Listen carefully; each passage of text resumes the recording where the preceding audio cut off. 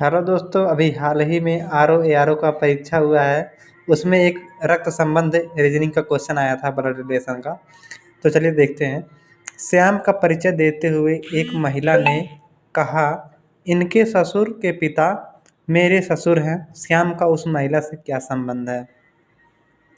तो सबसे पहले तो यहाँ पर ये समझिएगा, पूछा क्या, श्याम का उस महिला से का मतलब होता है कि महिला से, यानी कि महिला का श्याम क्या लगेगा, उस महिला का श्याम क्या लगेगा, इसका मतलब ये होता है।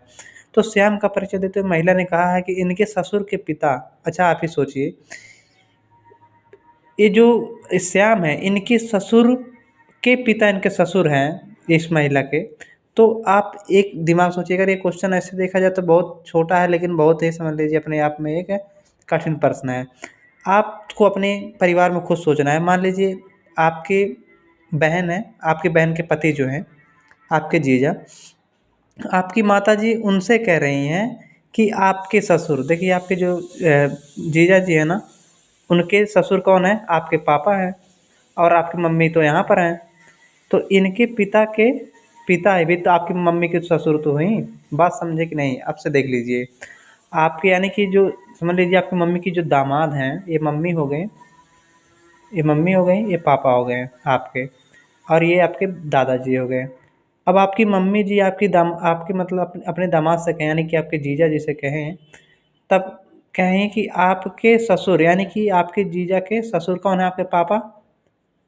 और उन आपके पापा के पापा ही तो आपकी मम्मी के ससुर होंगे। बात समझे कि नहीं?